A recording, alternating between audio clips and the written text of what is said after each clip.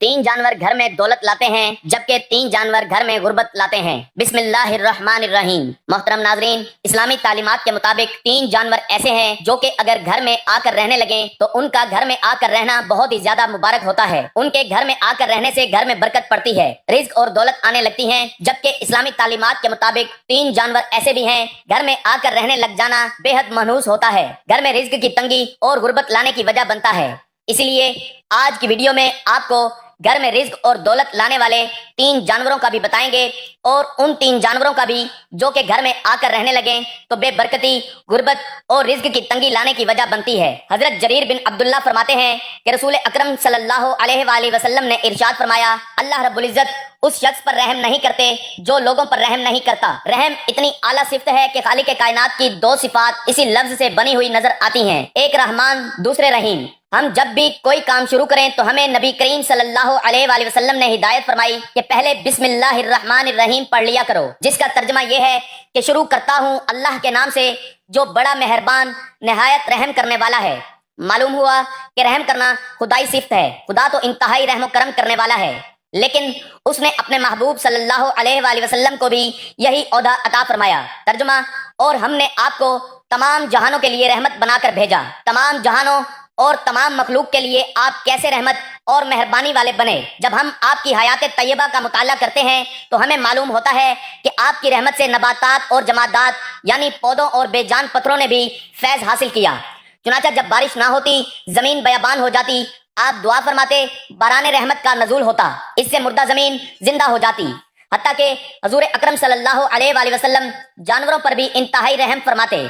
इसी वजह से आपने जानवरों को बाहम लड़ाकर तमाशा देखने से मना फरमाया। जमाने जहलियत में शिकारी जानवरों को बांधकर उन्हें निशाना बनाते और तीर अंदाजी की मशक करते।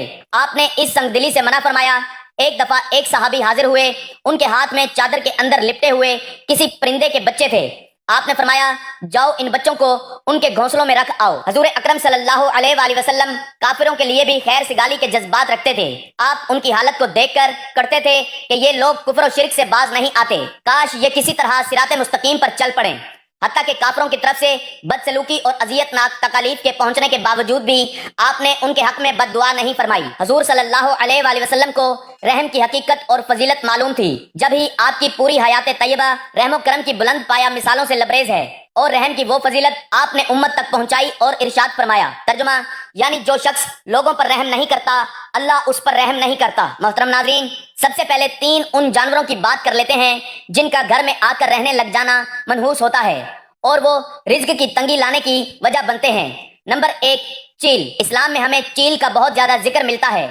इस्लाम हमें बताता है कि कयामत आने से पहले एक चील बहुत ज्यादा ऊंची आवाज निकालेगी। वो आवाज इतनी शिद्दत की होगी कि उसको सुनने के बाद जितने भी लोग जिंदा थे वो तमाम मर जाएंगे और उसके बाद ही कयामत वकूफ पजीर होगी। चील एक शिकारी परिंदा है। आपने ये तो जरूर सुन रखा होगा कि आसमान का राजा उकाब यानी चील ऐसा परिंदा है जो कि बाज यानी शाहीन का भी शिकार कर लेता है, क्योंकि चील साइज में बाज से भी कहीं ज्यादा बड़ी होती है। आपने अक्सर देखा होगा कि कुछ ऐसे दरख्त होते हैं या कुछ ऐसे घर होते हैं जहां चीलें बहुत ज्यादा तवातर से आकर बैठती हैं। आपने जरूर गौर किया होगा कि कुछ घर ऐसे होते हैं जिनकी छत पर या तो सुबह के वक्त या दोपहर के वक्त कोई चील आकर बैठती है।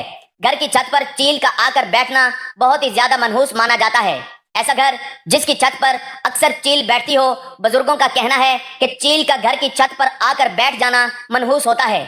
ये इस चीज की अलामत होती है कि उस घर पर अनकरीब बहुत बड़ी मुसीबत या परेशानी आने वाली है। आने वाली मुसीबत और परेशानी किसी हादसे की शक्ल में भी हो सकती है और रिज्क की तंगी और फकीरी या गुर्बत की शक्ल में भी। दूसरा जानवर जिसका घर में आकर रहने लग जाना और बस जाना मनहूस होता है और इस तरह की तंगी और मुसीबतें परेशानियां लाने की वजह बनता है, वो है मकड़ी। वैसे तो तकरीबन हर घर में ही मकड़ी देखने को मिल जाती है, लेकिन अगर आपके घर में बहुत ज्यादा तादाद में मकड़ियां जमा हो गई हैं और बहुत तेजी से आपके घर में जाले बन रहे हैं तो आपको चाहिए कि फौरी तौर पर जालों को साफ करें। कभी भी अपने घर में बहुत ज्यादा तादाद में मकड़ियों को जमा ना होने दें। इस चीज को याद रखें कि मकड़ी मनहूस नहीं है, बल्कि मकड़ी तो वो जानवर है जिसने हमारे प्यारे नबी करीम सल्लल्लाहु अलैहि वसल्लम के आंसुओं को रोकने के लिए जाला बनाया था। अब आप सल्लल्लाहु अलैहि वसल्लम हिजरत कर रहे थे, एक किक फार आप पर हमला कर देते हैं। इस हमले में आप जख्मी हो जाते हैं। कुफार से बचने के लिए अब एक गार में पनाह लेते हैं। जख्मी होने की वजह से आपकी आंखों से आंसू मुबारक टपकते हैं اور ان آنسوؤں کو روکنے کے لیے مکڑی جالا بنا دیتی ہے۔ اس لیے بنیادی طور پر مکڑی ایک مبارک جانور ہے، لیکن مکڑی کی بد دعا بہت خطرناک ہے، اور مکڑی بد دعا تب دیتی ہے مکڑی کا مکمل طور پر بنا ہوا جالا توڑ دیا جائے۔ اس لیے بزرگوں کا کہنا ہے کہ کبھی بھی مکڑی کے جالوں کو مکمل نہیں ہونے دینا چاہیے، بلکہ جیسے ہی مکڑی جالا بنانے لگے فوری طور پر مکڑی کے جالے کو توڑ دینا چاہیے، کیونکہ ایک بار جب مکڑی کا جالا مکمل ہو جائے تو وہ مکڑی کا گھر ہوتا ہے، اور مکمل طور پر بنے ہوئے جالے کو توڑنا مکڑی کے گھر کو توڑنے کے مترادف ہے، جس کے بعد مکڑی بد دعا دیتی ہے، اور مکڑی کی بد دعا بہت زیادہ خطرناک ہوتی ہے۔ مکڑی کی بد دعا کے بارے میں کہا جاتا ہے کہ یہ انسان اور گھر میں رہنے والوں کو تباہ کر دیتی ہے اور فقیر بنانے کی طاقت رکھتی ہے۔ اس لیے کوشش کریں کہ ہر ہفتے میں ایک بار مکڑی کے جالوں کو ضرور صاف کریں، تاکہ مکڑی کبھی بھی جالے کو مکمل نہ کر سکے۔ تیسرا جانور جس کا گھر میں آ کر رہ جانا نہ صرف منحوس ہوتا ہے بلکہ بے برکتی کے ساتھ ساتھ بیماریاں لانے کی بھی وجہ بنتا ہے۔ امام جعفر صادق کا کہنا تھا کہ تمام ہی حشرات میں سب سے بڑا انسان کا جو دشمن ہے وہ ہے لال بیگ۔ لال بیگ انسان کا اتنا بڑا دشمن ہے کہ وہ ہر وقت یہ کوشش کرتا رہتا ہے کہ کسی نہ کسی طرح انسان کو نقصان پہنچا دے۔ اس لیے اگر آپ کے گھر میں بہت زیادہ لال بیگ آ کر رہنا شروع ہو گئی ہیں تو فوری طور پر کوشش کریں کہ ان لال بیگوں کا خاتمہ کیا جا سکے، کیونکہ اسلامی لحاظ سے گھر میں بہت زیادہ لال بیگوں کا جمع ہو جانا منحوس ہوتا ہے اور تنگی لانے کی وجہ بنتا ہے۔ جبکہ سائنسدانوں نے ایک ریسرچ کی ہے جس ریسرچ میں یہ بات سامنے آئی ہے کہ گھر میں بہت زیادہ لال بیگوں کا جمع ہو جانا دل کی بیماریوں کی وجہ بنتا ہے۔ لال بیگ ایک ایسا کیمیکل ریلیز کرتے ہیں، یعنی ایک ایسا کیمیکل چھوڑتے ہیں جو دل کو کمزور کرتا ہے اور اٹیک کی وجہ بنتا ہے۔ اس لیے اگر آپ کے گھر میں بہت زیادہ لال بیگ ہیں تو فوری طور پر ان کو ختم کرنے اور گھر سے نکالنے کی کوشش کریں۔ ناظرین، بات کر لیتے ہیں ان 3 جانوروں کی کہ جن کا گھر میں آ کر رہنے لگ جانا مبارک ہوتا ہے اور رزق میں اور دولت میں اضافہ کرنے کی وجہ بنتا ہے۔ نمبر 1، شہد کی مکھی۔ شہد کا شمار نبی کریم صلی اللہ علیہ وآلہ وسلم کی پسندیدہ ترین غذاؤں میں ہوتا ہے۔ اللہ تعالیٰ نے شہد اور شہد کی مکھی میں برکت رکھی ہے، اسی لیے جس گھر کی چھت سے بھی یا جس گھر کے آس پاس سے بھی شہد کی مکھیوں کا گزر ہوتا ہے وہ گھر بہت زیادہ مبارک مانا جاتا ہے۔ اسی طرح اگر شہد کی مکھیاں آ کر آپ کے گھر میں چھتہ بناتی ہیں، جیسا کہ آپ جانتے ہیں کہ اکثر گھروں کی جو چھتیں ہوتی ہیں یا کوئی ایسی جگہ ہوتی ہے جہاں شہد کی مکھیاں چھتہ لگا سکتی ہیں، تو وہاں شہد کی مکھیاں آ کر چھتہ لگا لیتی ہیں۔ گھر میں شہد کی مکھیوں کا آ کر چھتہ لگانا بہت ہی زیادہ مبارک ہے۔ یہ اس چیز کی نشانی ہوتی ہے کہ اس گھر میں رزق اور برکت ہے اور آنے والا وقت اس گھر کے لیے بہت ہی زیادہ اچھا ہونے والا ہے۔ دوسرا جانور جس کا گھر میں آ کر رہنے لگ جانا، گھر میں آ کے بس جانا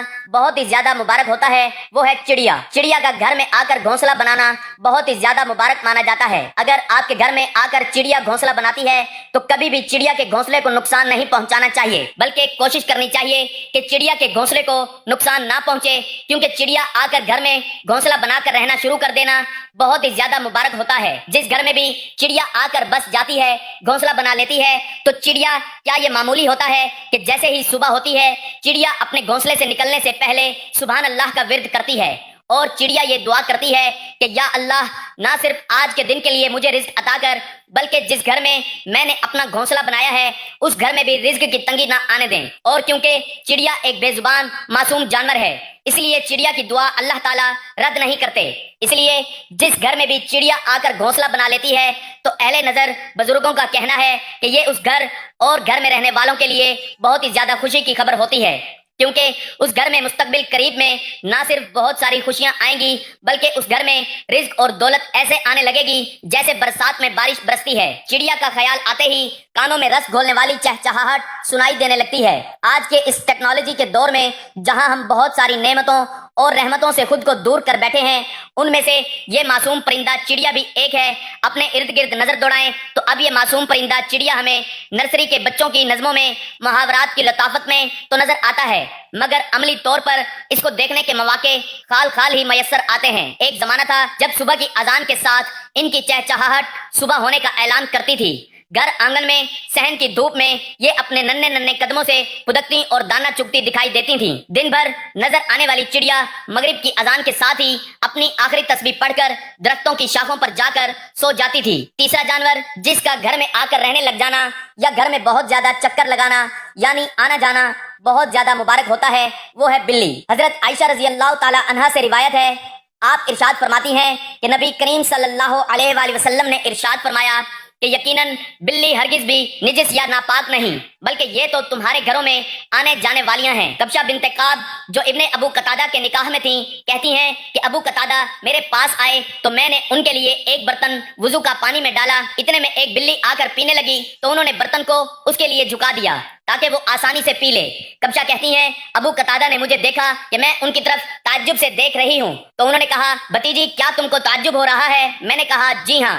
تو انہوں نے کہا کہ رسول اللہ صلی اللہ علیہ وآلہ وسلم نے فرمایا یہ بلی نجس نہیں، یہ تو تمہارے پاس برابر آنے جانے والوں یا آنے جانے والیوں میں سے ہے۔ اس روایت سے ثابت ہوتا ہے کہ بلی کا جھوٹا ناپاک نہیں ہے بشرط یہ کہ اس کے منہ پر نجاست نہ لگی ہو۔ اس حدیث میں بلی کو گھر کے خادم سے تشبیہ دی گئی ہے کیونکہ خادموں کی طرح اس کا بھی گھروں میں آنا جانا بہت رہتا ہے۔